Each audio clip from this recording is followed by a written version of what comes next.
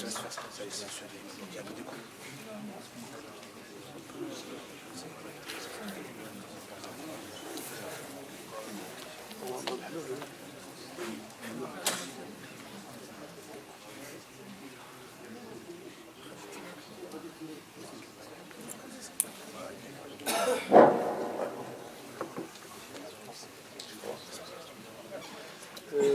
Est-ce que vous voulez trois donner vous voulez trois donner ça marche. Micro d'acheter sur l'eau.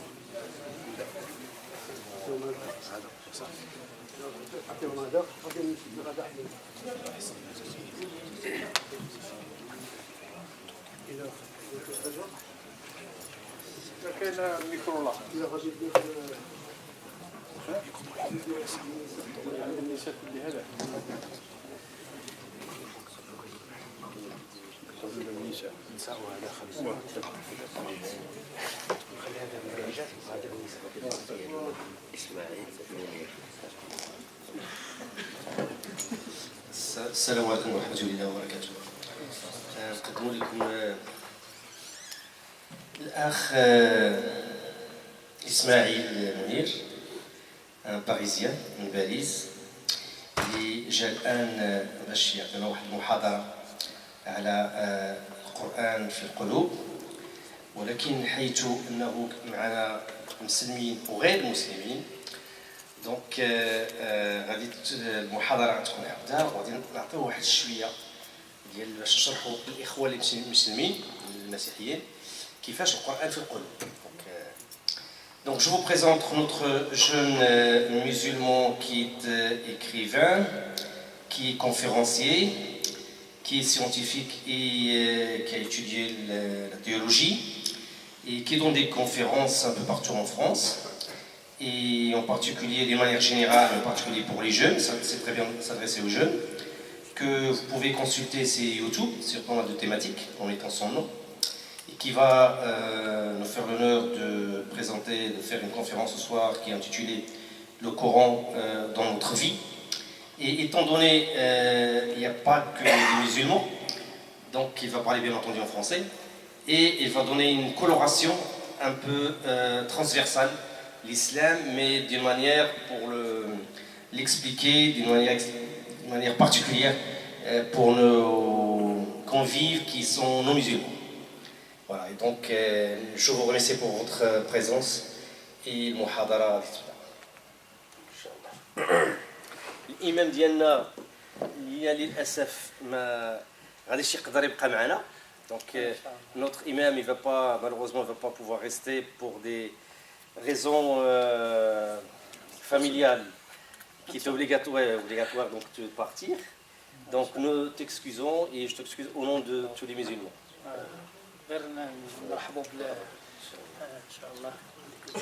السلام عليكم ورحمة الله. يعني كإمام لابد أن أظهر الترحيب الكامل بالأخ الفاضل أستاذنا الفاضل إن شاء الله على هذا الجهد وعلى هذه الدعوة التي يقوم بها من جهة الشباب المسلم وجهة المسلمين بصفة عامة، وربما يعني ولا شك أنه حتى غير المسلمين يستفيدون منه. الحمد لله، لأن الدين هو الدين عام، الرسالة عامة كما قلنا أن من خصائص صلى الله عليه وسلم أن رسالته عامة، والدعاة هم ورثة الأنبياء، العلماء ورثة الأنبياء، فمرحبا به، وإن شاء الله غادي يكرر لنا هذه الزيارة إن شاء الله تعالى ونستفيد منه، فمرحبا، وأنتم كذلك مرحبا بكم، جزاكم الله خير.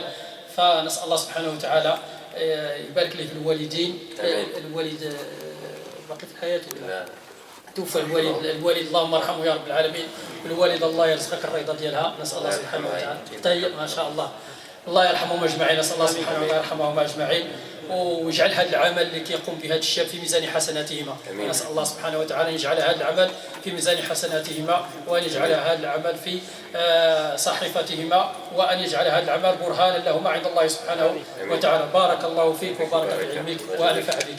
شكرا، مرحبا، جزاكم الله خير. السلام عليكم ورحمه الله. L'imam Al-Kamil de la mosquée il vient de présenter par sa façon notre jeune conférencier.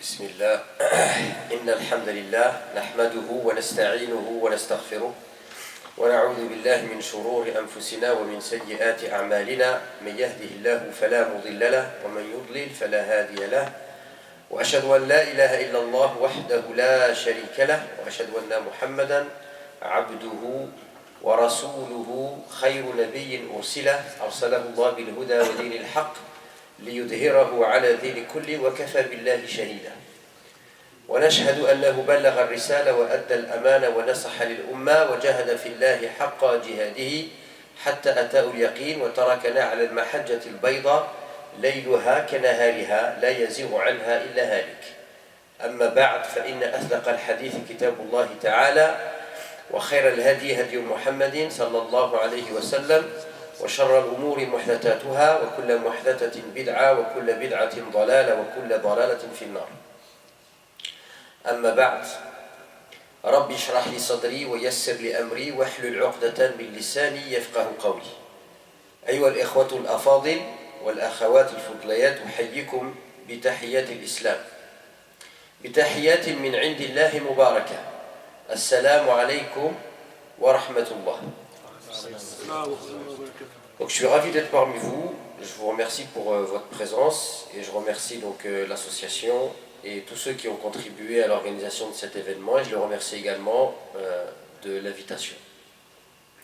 Donc on est ensemble un petit moment pour parler du Coran, pour parler du Coran. Et la première chose que j'aimerais partager avec vous, c'est ce qu'a fait un savant de l'islam, un mystique qui s'appelle Saïd Nursi.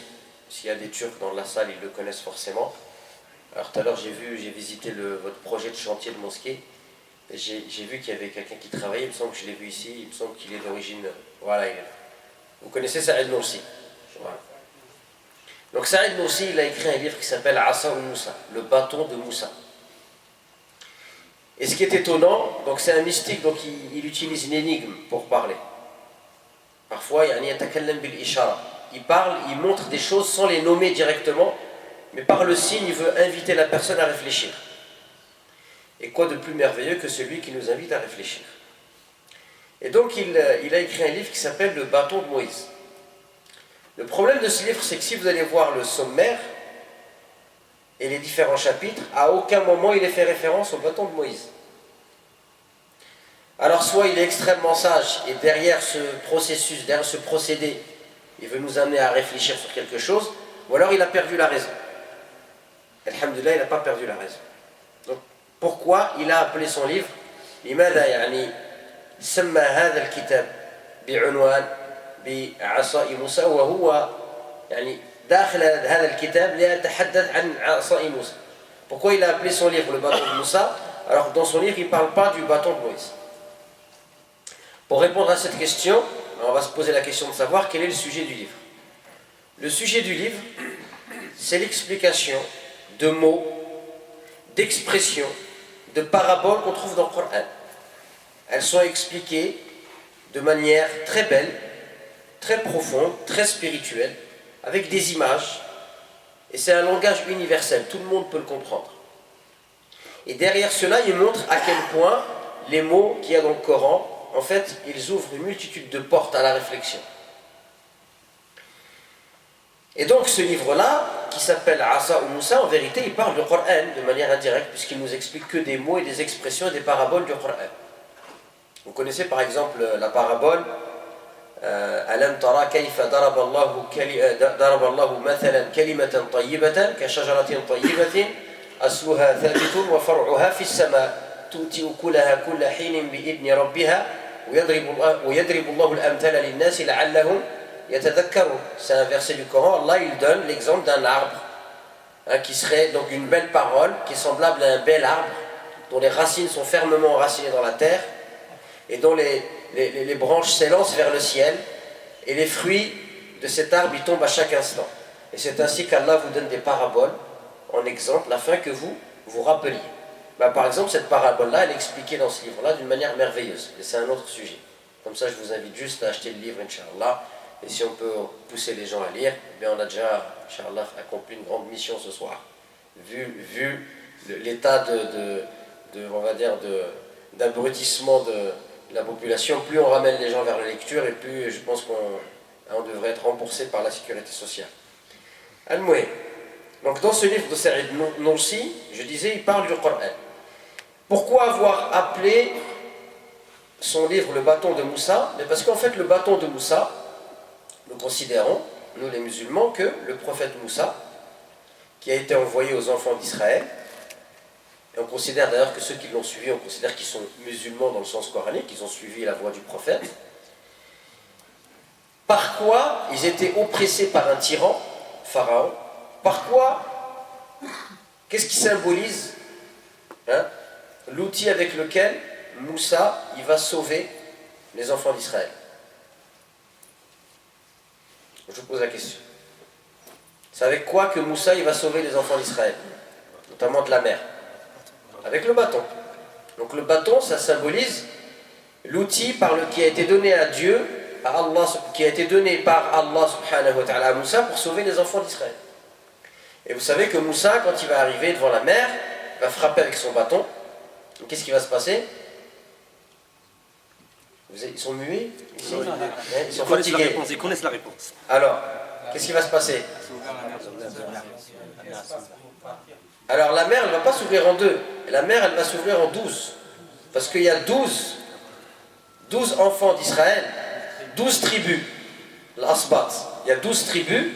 Et Allah, il va diviser la mer en 12 pour que chaque tribu puisse trouver sa route. Et entre les passages, ils vont se voir les uns les autres pour se rassurer. Et donc, qu'est-ce qui symbolise ce bâton? Il symbolise l'instrument donné par Dieu pour sauver les enfants d'Israël. Moussa, il a été envoyé aux enfants d'Israël.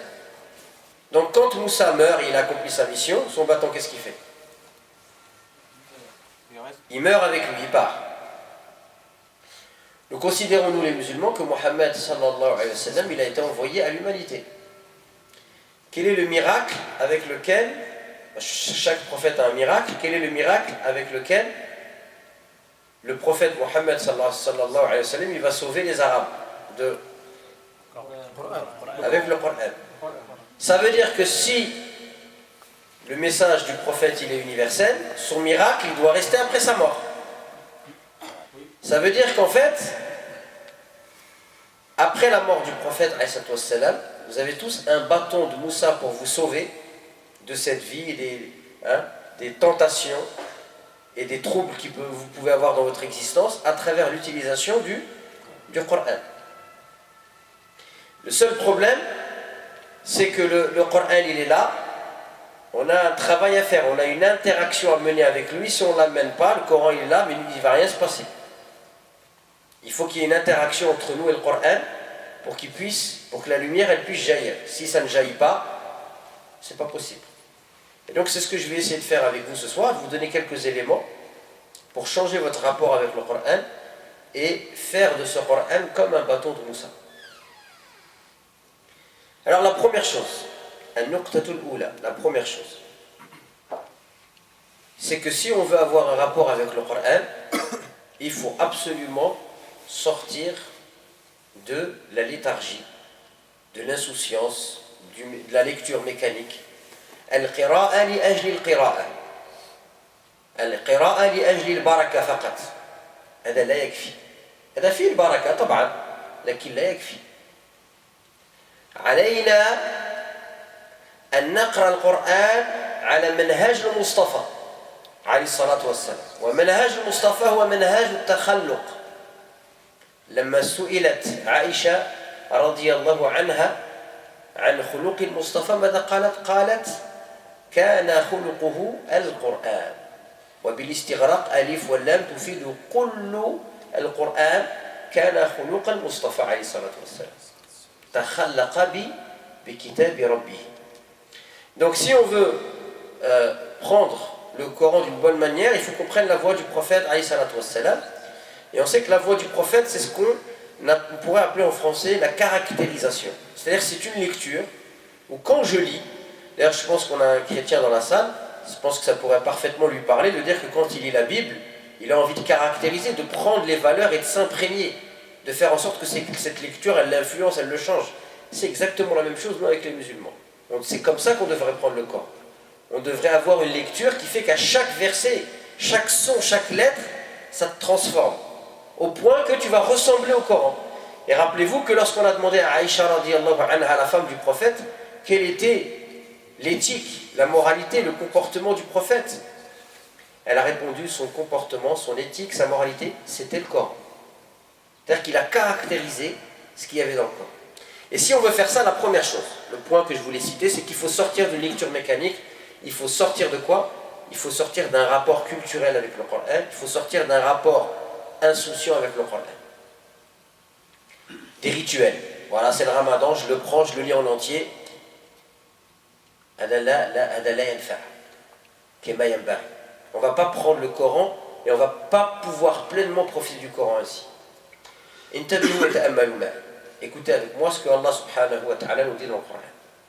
Il nous dit Ya ayyuhalladhina amanu taqullah ittaqullah Ya ayyuhalladhina amanu taqullah wal tandur nafsum ma qaddamat lighad wattaqullah inna Allaha khabirun bima ta'malun wa la takunu kalladhina nasullah فأنساهم أنفسهم أولئك هم الفاسقون لا يستوي أصحاب النار وأصحاب الجنة أصحاب الجنة هم الفائزون لو أنزلنا هذا القرآن على جبل لرأيته خاشعا متصدعا من خشية الله وتلك الأمثال نضربها للناس لعلهم يتفكرون وأنا أدعوكم جميعا إلى التفكر الآن. Donc Allah subhanahu wa ta'ala nous dit dans le sens des versets: ô vous les porteurs de la foi, faites preuve de taqwa à l'égard d'Allah. La taqwa, c'est un concept coranique qui est intraduisible. On l'a traduit par la piété, mais en vérité c'est intraduisible. Le fait de faire preuve de taqwa à l'égard d'Allah, c'est d'augmenter dans mon cœur la conscience de la présence divine à chaque instant, au point que ça devient une énergie spirituelle qui me pousse à faire le bien et qui m'empêche de faire le mal. C'est ça le concept de taqwa. Donc, ô vous les porteurs de la foi, faites preuve de taqwa à l'égard d'Allah et que chaque âme regarde ce qu'elle a préparé pour demain. Demain c'est quand? Samedi. Demain c'est quoi dans le verset? Le jour du jugement dernier. Alors pourquoi Allah il n'a pas dit que chaque âme regarde ce qu'elle a préparé pour le jour du jugement dernier? Pourquoi il a dit demain? Parce que c'est très proche. Ça peut être n'importe quel moment. Voilà, pourquoi? Parce que déjà, quand on va passer le jour du jugement dernier, c'est l'éternité. Donc l'éternité, même par rapport à un siècle, d'accord? Même par rapport à un siècle, l'éternité, c'est comme un jour, un siècle. Et deuxièmement, est-ce que quelqu'un ici il peut lever sa main et dire « Je sais exactement quand est-ce que je vais mourir » Est-ce qu'il y a un être humain sur terre qui peut lever la main et qui peut dire « Je sais quand est-ce que je vais mourir » Aucun. Et tous les êtres humains sont d'accord sur ça. On ne sait pas quand est-ce qu'on va mourir. On sait qu'on va mourir, quand on ne sait pas. Ça veut dire que tu devrais vivre chaque journée comme si c'était la dernière. Et si tu vis chaque journée comme si c'était la dernière, demain c'est le jour du jugement dernier. Donc, Ya ayyuhalladhina amanu, ittaqullah, wal tandur nafsum ma qaddamat lighad, wattaqullah, inna Allaha khabirun bima ta'malun.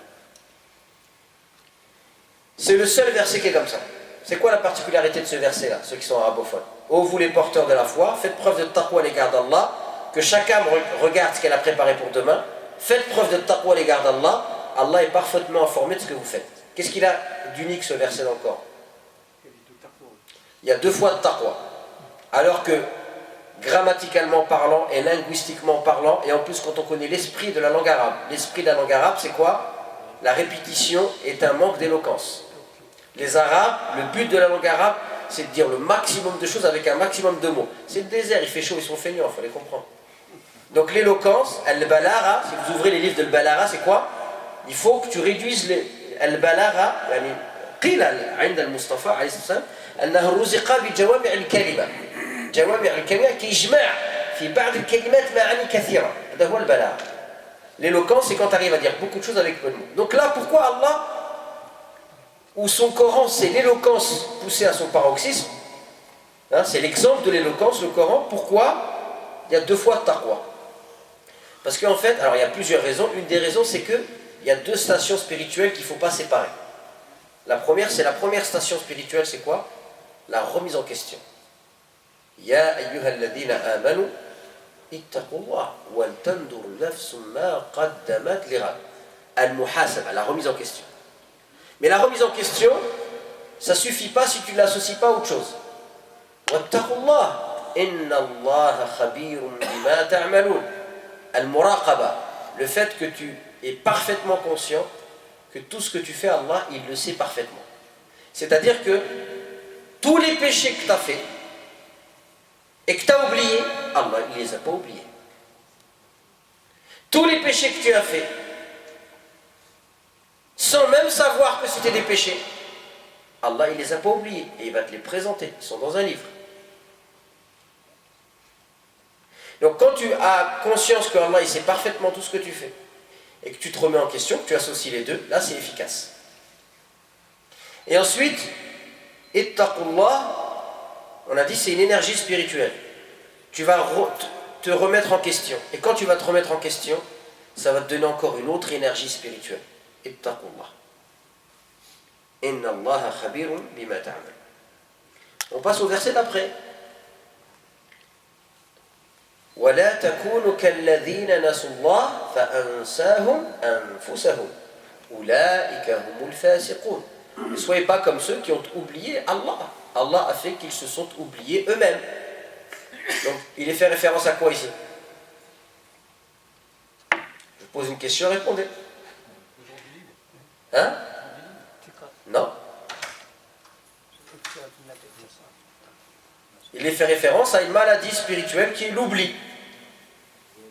Toute personne qui est dans une spiritualité, le mal qui peut la guetter, c'est quoi? C'est le mécanisme, le ritualisme. Tu pries avec ton cœur ne bouge plus. Tu fais des rituels religieux et ton cœur ne ressent plus rien, il n'y a plus de saveur. Ça t'élève plus intellectuellement, spirituellement parlant. Et donc tu tombes dans le ritualisme, tu pries pour prier. Voire le pire, c'est que tu adores ta prière. Tu n'adores plus Dieu à travers ta prière, tu adores ta prière. Et donc ici, qu'est-ce qu'il est dit? Ne soyez pas comme ceux qui ont oublié Allah. Allah a fait qu'ils se sont oubliés eux-mêmes. Tellement tu as oublié Allah, qu'est-ce qu'il a fait Allah? Il a fait qu'il t'a fait oublier ce qui était le plus important. Donc tu pries, mais tu as oublié que le plus important, c'est pas que ton corps y bouge, c'est que c'est ton cœur qui bouge dans la prière. À titre d'exemple. La yastawi ashabun nari wa ashabul jannah, ashabul jannati humul faizun. Ne sont pas égaux les gens de l'enfer et les gens du paradis. Les gens du paradis sont ceux qui réussissent. C'est-à-dire que si tu tombes dans l'oubli, l'oubli c'est quoi? Tout le monde sait que les gens du paradis, c'est eux qui vont réussir. Et que les gens de l'enfer, c'est eux qui vont échouer. Et pour autant, même si tu le sais intellectuellement parlant, parfois dans ta vie, tu fais le contraire. C'est-à-dire que l'oubli, il est spirituel. Il y a des connaissances rationnelles que tu as dans ta tête, mais dans ton cœur, tu fais le contraire. Et tu vis le contraire, et tu ressens le contraire. Tu sais que le mensonge, c'est pas bien, tu mens. Tu sais que le vol, c'est pas bien, tu voles. Etc., etc. Et Allah nous ramène ici maintenant la solution.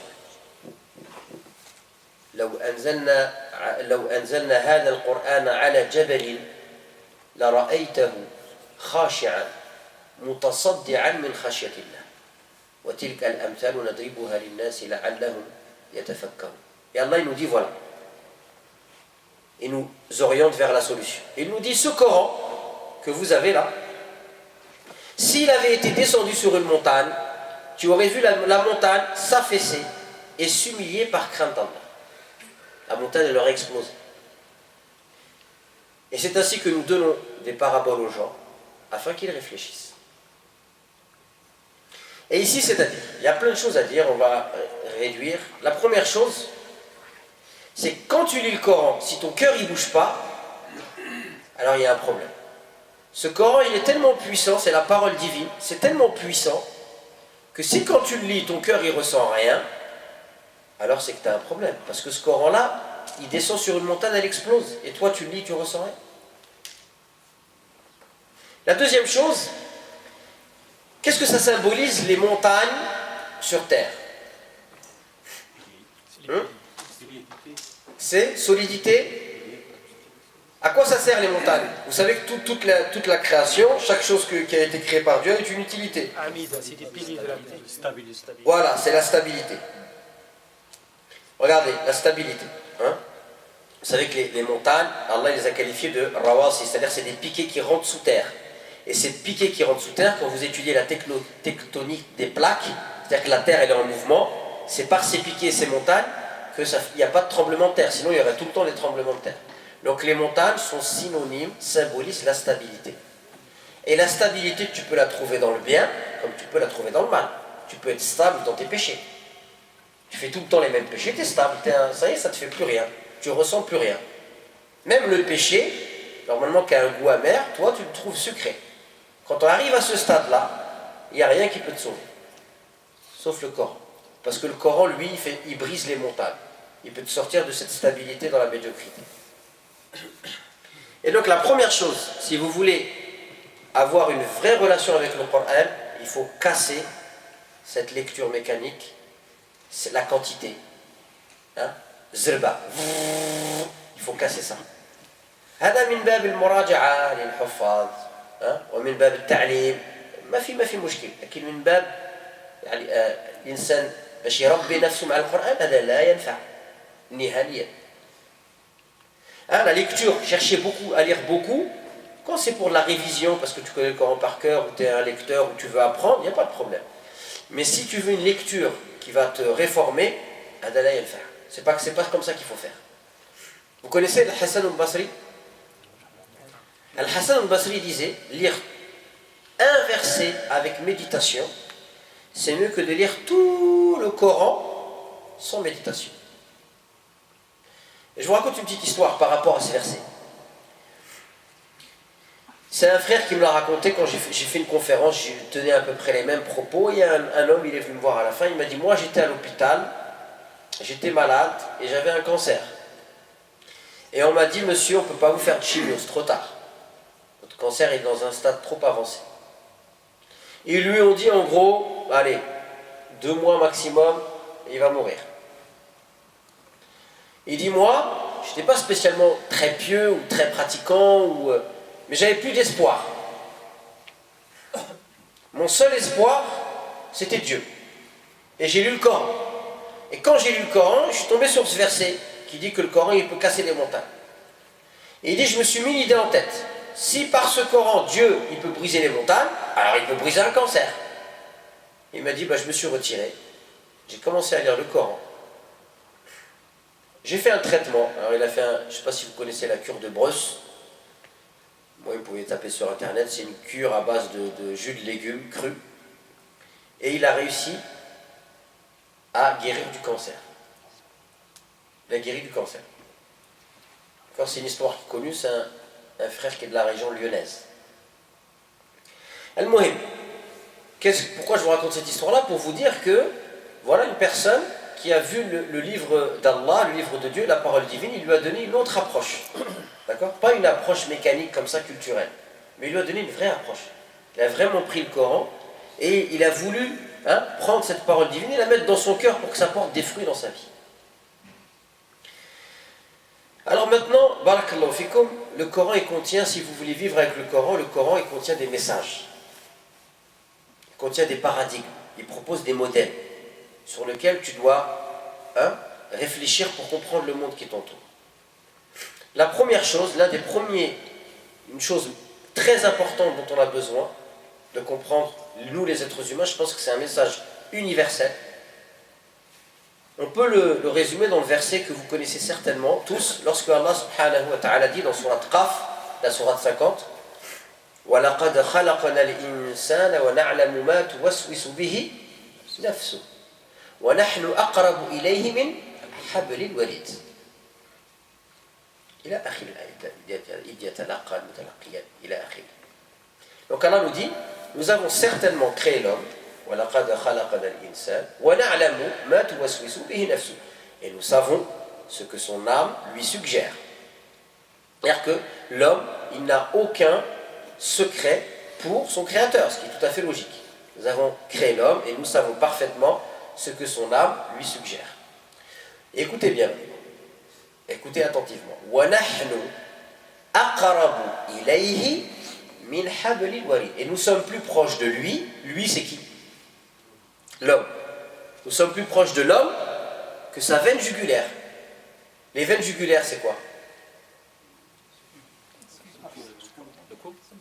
Les veines jugulaires, c'est les veines qui font le lien entre le cerveau et le cœur. Si on coupe les veines jugulaires, qu'est-ce qui se passe? C'est la mort. Donc écoutez bien, ce qui symbolise le corps humain, ici, c'est les veines jugulaires. Dieu nous dit qu'il est plus proche de notre corps, il est plus proche de nous que notre propre corps. Qu'est-ce que ça veut dire ça? Ça veut dire que notre corps, c'est pas nous. D'un point de vue coranique, l'homme, c'est pas un corps. Ton corps, c'est une chose qui t'enveloppe. Mais toi, c'est pas un corps. Est-ce que vous comprenez ça? وَنَحْنُ أَقْرَبُ إِلَيْهِ الضَّمِيرُ هُنَا وَالْإِنسَانِ وَنَحْنُ أَقْرَبُ إِلَيْهِ مِنْ حَبْلِ الْوَرِيدِ. إذن, Allah, il est plus proche de nous que de notre propre corps. Notre corps, c'est pas nous. Là, il y a un poète arabe qui dit, ceux qui sont arabophones et qui ont grandi au pays, ils ont dû certainement... J'ai un ami à moi, il est algérien, il m'a dit qu'à l'école, ils avaient ces vers de poésie dans leur salle où ils faisaient du sport. Il est dit, Ya khadim al-jismi, kam tashqa li khidmatihi, ata'abta nafsaka bima fi al-khusran, aqbil ala al-nafs, wastakmil fada'ilaha, fa innaka anta bi nafsi la bi jismi insan. Donc le poète nous dit, ô toi qui te préoccupes de ton corps. Et on pourrait dire aujourd'hui, en réactualisant le vers de poésie, ô toi qui te préoccupes de ton apparence extérieure, ta voiture, tes fringues, ta maison, ton diplôme, ta position sociale, ô toi qui te préoccupes de ton apparence extérieure, de ton corps, que d'efforts fais-tu pour une chose qui est vouée à la perdition? Quand tu vas mourir, tout ça va partir. Que d'efforts fais-tu pour une chose qui est vouée à la perdition? Tourne-toi plutôt vers ton âme et cherche à parfaire ses qualités, car c'est avant tout par l'âme et non par le corps que tu es un homme. Alors donc, un des messages du Coran, c'est que l'homme, il est d'abord un homme avec son âme avant d'être avec son corps. Alors attention, vous savez bien que l'islam, il recherche l'harmonie entre l'âme et le corps. On n'oppose pas le corps. Mais par contre, la chose la plus importante, c'est l'âme. Et il faut travailler sur l'âme.